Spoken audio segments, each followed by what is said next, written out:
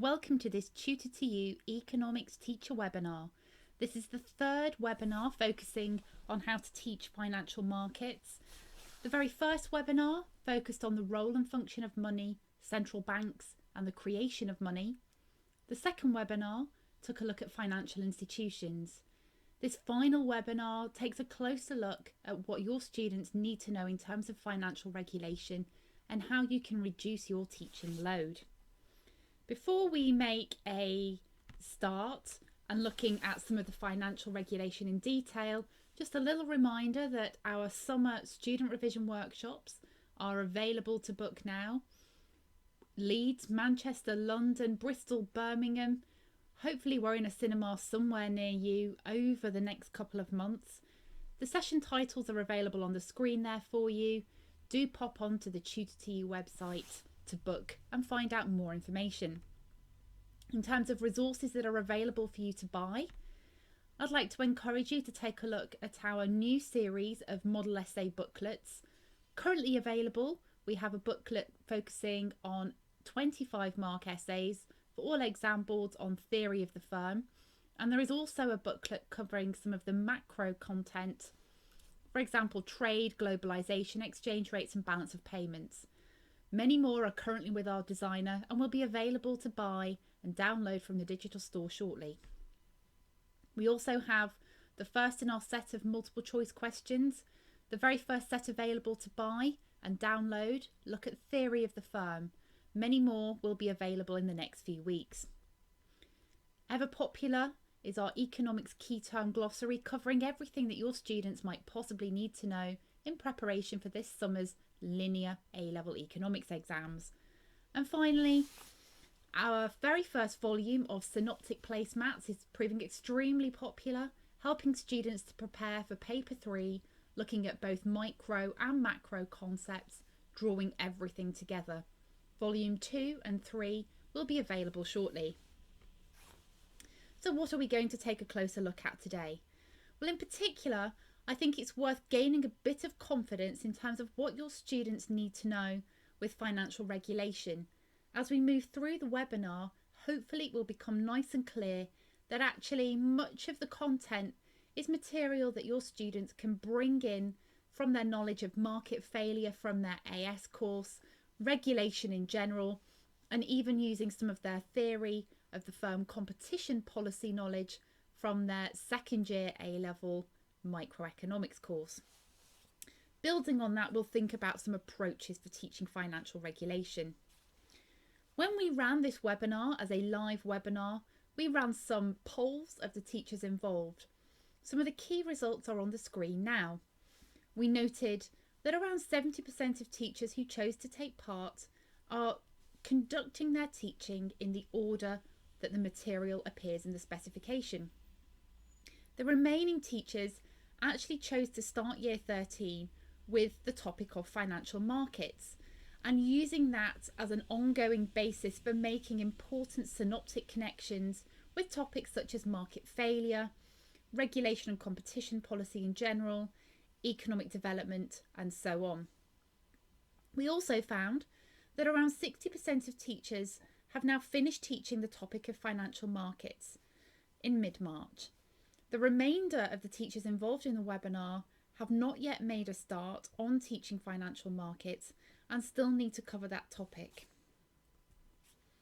There are different exam board requirements depending on which exam board you follow. From left to right on the screen, we move from the least amount needed through to the most amount needed. This is true of all of the topic of financial markets and not just the topic of financial regulation.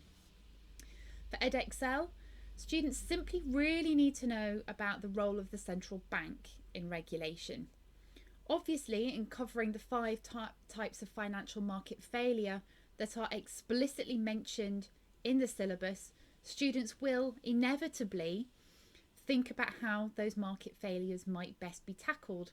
Clearly, regulation is one such solution, but there is no explicit requirement in that exam board specification to teach financial regulation in any specific way.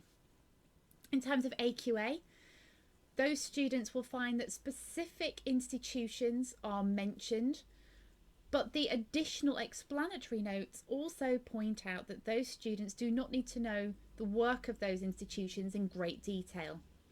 However, students do need to understand the reasons why banks might fail and the systemic risk posed by banks. In other words, thinking about the macroeconomic impact of banking failure, and therefore considering regulation in the light of that would be very, very useful. For OCR, there is a much more specific list of things that students really need to know in terms of financial regulation. I would urge all OCR teachers to read the specification extremely carefully. The specification is extremely detailed, but also helpfully outlines the command words or directive words associated with each of the topics. So in terms of what we are going to focus on over the duration of this webinar, we're going to take a look at who is involved in regulation, why we need to regulate, what types of regulation we face in the UK, and also the effectiveness of those regulations. So 4 key questions. We're going to start with who. And the diagram on the screen, we'll be taking a look, starting at the top and working our way around that diagram in a clockwise direction. So the first 2 mentioned there, the Financial Policy Committee, the FPC, and the Prudential Regulation Authority, the PRA, are both bodies within the Bank of England.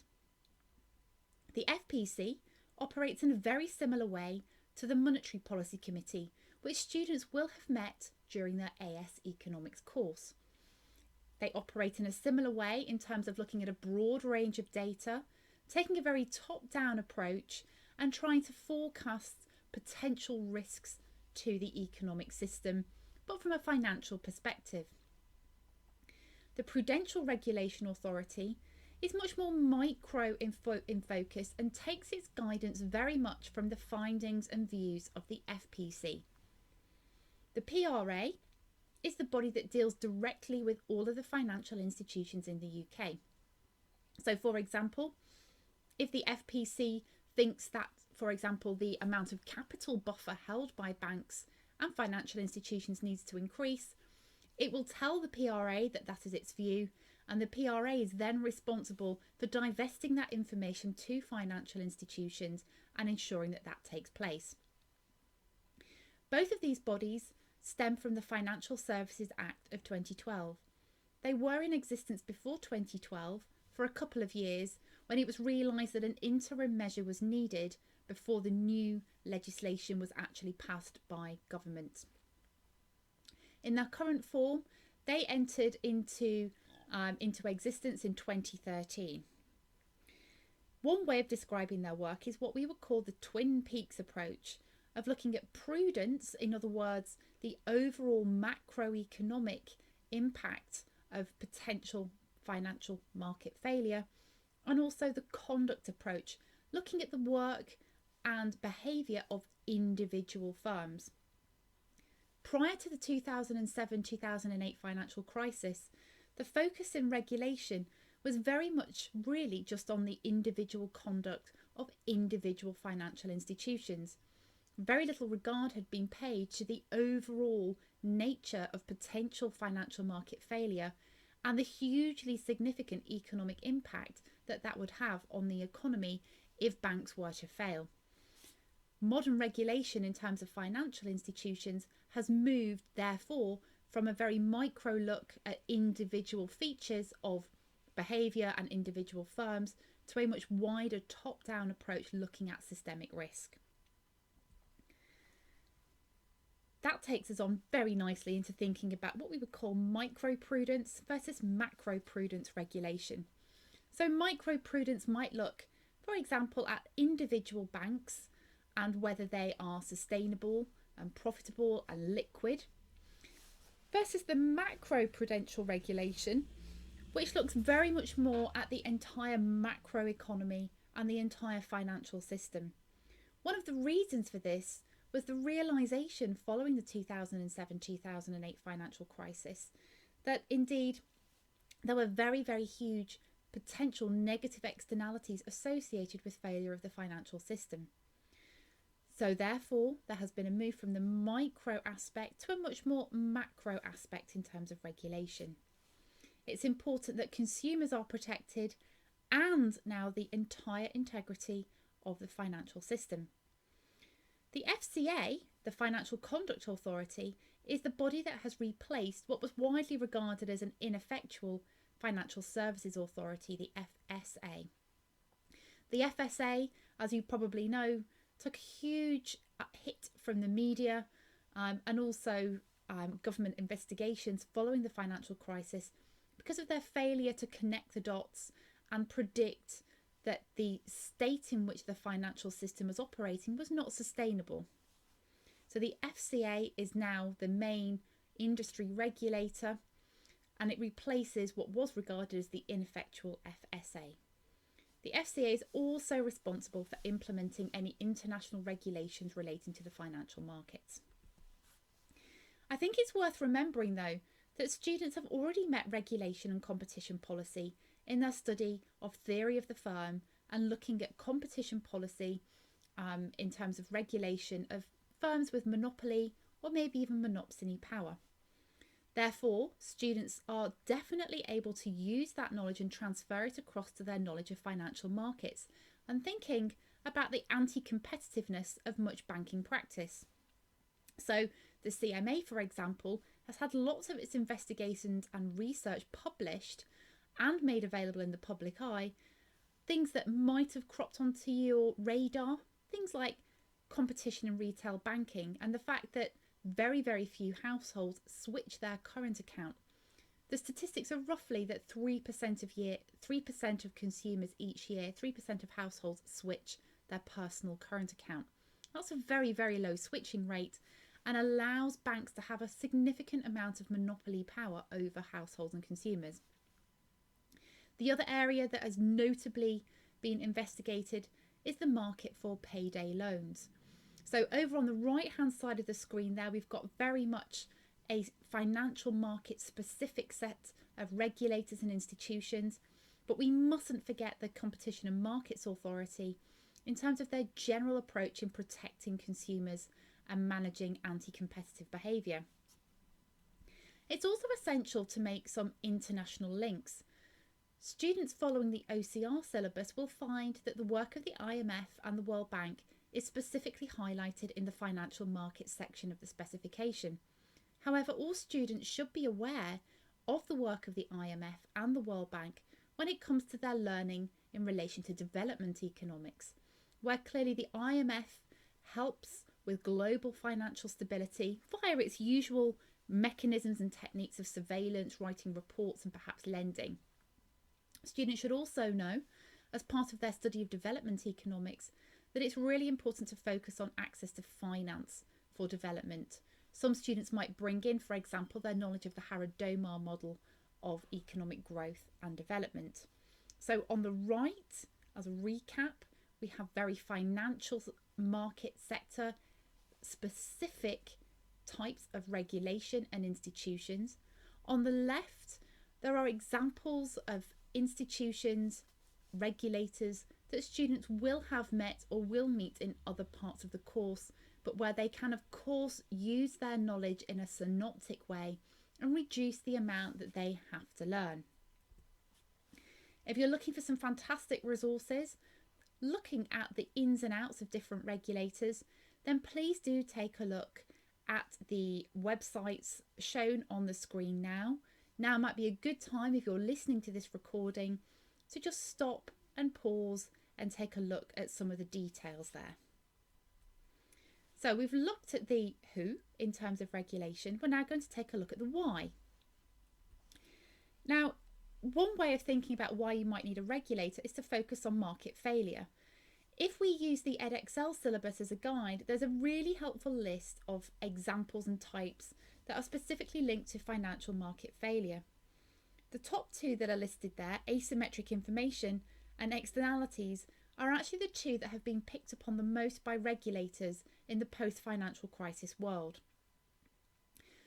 The three examples below that in terms of moral hazard and speculation and so on, regulators were aware of those well before the financial crisis, and there were some measures in place to help deal with those. But the top two, asymmetric information and externalities, have been shown to have very profound impact on all macroeconomic objectives. And therefore, this approach in terms of thinking about systemic risk is much more important than it has been. But again, I want to really emphasise the point that students already know a lot about regulation and that they do not have to learn very much that is new when applying it to financial markets. So, for example, students should already know that regulators are generally interested in protecting consumers. They can use their knowledge from theory of the firm and think about, for example, how to prevent the monopoly power of banks, or indeed how to prevent consumers from being exploited by that monopoly power. They might make other links and think about access to financial services. So access and financial inclusion is a great way of escaping poverty. People who are excluded from financial institutions are often the very, very poorest in society. So making synoptic connections there with some of their micro learning in terms of income inequality and poverty. The other aspect which students can bring in from their learning of economics in other areas is that regulation can encourage confidence in the economy and the government. Of course, their AS knowledge tells them that confidence is really important in promoting investment and growth. But perhaps making a fantastic synoptic link here with monetary policy would be really useful too.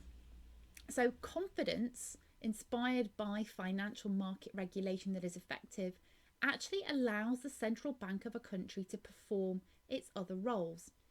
The one I've mentioned there is being the lender of last resort. So for example, if retail, commercial, investment banks just cannot make their books balance, they can turn to the Bank of England and gain that financial assistance. Now, obviously, the central bank doesn't want to be doing that on a particularly regular basis. It's expensive, there's a significant opportunity cost, and it also indicates to other firms that they too are allowed to make mistakes, in effect leading to moral hazard. So effective regulation actually means that the central bank doesn't very often have to act as the lender of last resort. So it allows the central bank to actually achieve its aims in the least costly and damaging way possible. That also in turn means that a central bank is therefore able to conduct monetary policy effectively. People trust the central bank. It means that therefore the inflation target is perhaps more credible. It allows the monetary policy and interest rate transmission mechanism to work more effectively. And therefore, by having sound financial regulation, which in turn allows the central bank to perform its roles effectively, we actually see an improvement in the quality and effectiveness of monetary policy. So how and why has regulation changed? Following the 2007-2008 financial crisis, we find that there is now more regulation than there used to be. And indeed, there has been a bit of a switch from having what we might call a principles-based regulatory framework to a more rules-based financial regulation framework. Traditionally, the EU and the UK had very much a principles-based, banks generally agreeing to a broad set of principles that govern their banking and financial behaviour. In the US, on the other hand, for many years has been a much more rules-based system with specific capital requirements, targets, and so on and so forth. The significant impact of the 2007-2008 financial crisis on the key macroeconomic objectives has really led to a change in financial regulation in the UK from being principles-based to more rules-based. It's worth taking time to read that little quote in green there, taken from some research at the University of Warwick. It really indicates why regulators were behind the curve and generally lagging in terms of their understanding of financial markets. Again, this is not a slide that I'm going to read through in any great detail, but it might be one that if you are watching this on a recording that you might want to stop and pause and take a closer look at. In a sense, financial instability is the main reason why financial regulation is now so important. There's been a significant realisation that the negative externalities generated as a result of financial instability are incredibly damaging. All of the points on the screen there are linked very closely to the various macroeconomic objectives. So, for example, you'll be able to identify impacts on economic growth, unemployment, inflation, confidence, inequality, and so on. All of those are really, really critical. So, one small change in financial markets can have a huge impact on the macroeconomy as a whole, and is a way of indicating why there is increased focus on regulation today. So what are these types of regulation that have ensued following the financial crisis? Well, the first thing to note is that many of them are still in the making. If you want to read a good article on different types of regulation in the UK financial sector, then do follow the URL given at the top there from the Bank of England. It gives lots and lots of helpful detail with lots of additional facts and figures that particularly your high-flying students might find useful. On the screen, I've indicated 12 ways in which financial regulation is evident in the economy. Now, one of the reasons why I think students might find some of this topic perhaps a little daunting and difficult is that much of this is effectively hidden from view. It's not often that we spend much time in the inner depths of banks and actually see many of these regulations in action. It's much more obvious to students with regulations in terms of, say, smoking or driving. So I can understand why students might find some of this difficult to access. The important point, though, is that they do not need to know the fine detail. A broad brush sweep of the key points is absolutely fine. Again, you can take the time to read through some of these on your own. Clearly there are some, for example, in the top right there, looking at the international changes and the impact that has had for the financial sector globally. But there are some very specific things being done in Britain. I want to particularly pick up here on the work of the Financial Policy Committee. Top left of the screen there in the orange box, it mentions that the FPC is able to change the capital ratios of banks. So depending on the outlook for the economy and the outlook for the financial sector, the Financial Policy Committee is able to change the capital buffers that they require banks to have. There are various levels. Each bank could have a different capital buffer depending on the circumstances. These have been called crisis buffers. So in other words, some flexibility is built into the system. But this is obviously only possible where your regulators are actually trying to predict and forecast possible pinch points. Things that have appeared in the press that is definitely worth talking about with your students would be the so-called stress tests.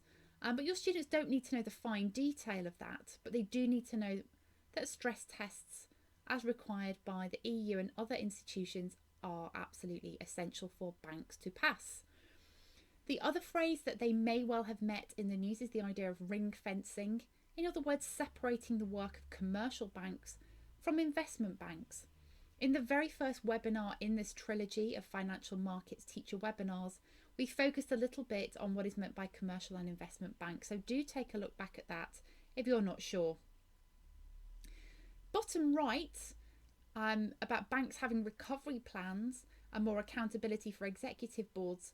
And again, these are much more kind of principles-based regulations. Quite surprisingly, to me certainly, before the financial crisis, banks did not really have a sort of disaster management plan or a recovery plan. There wasn't very much awareness of what they should do if the banks were to fail. Indeed, that's where I guess the concept of being too big to fail came from. There is now also much more accountability required for executive boards with, for example, specific qualifications and tests for these people to pass. So regulation there is in a number of ways. There are specific rules in terms of capital ratios generated both domestically by the Bank of England and internationally. There are a series of tests to just check that banks are able to continue functioning. And actually having plans, written down plans for the future. So a whole range of different types of regulation there. In terms of assessing whether regulation is effective, again, keep life simple. On the screen, I've split it into two halves. On the left, looking specifically at financial market regulation, and on the right, encouraging students to think just more generally about the pros and cons of regulation and using their knowledge from AS Micro and general competition policy. Again, you can easily just take the time to read through those, but the key point is high-flying students or students who are particularly interested can learn the fine detail about financial markets, but there is plenty of available material already in their armoury and weapons of economic knowledge for students who are finding financial markets a little bit challenging and really want to rely on using the knowledge that they have learned elsewhere. In terms of resources that you might want to take a look at, here are some suggested books. The two on the left are very, very well known, reasonably accessible, and potentially worth a read in your summer holidays on a sun lounger somewhere. More resources here. The books with the over on the right there, Debts, Deficits and Dilemmas. The Economist ran a series of articles a few years ago focusing on the link between financial crises and linking in with some of the bigger problems facing countries such as Greece, Italy, Portugal, Spain in terms of government funding and making connections with the financial sector. So very, very synoptic. So Profile Books has collated those articles into a little book, Debts, Deficits and Dilemmas, regarded as one of the Economist's school briefs.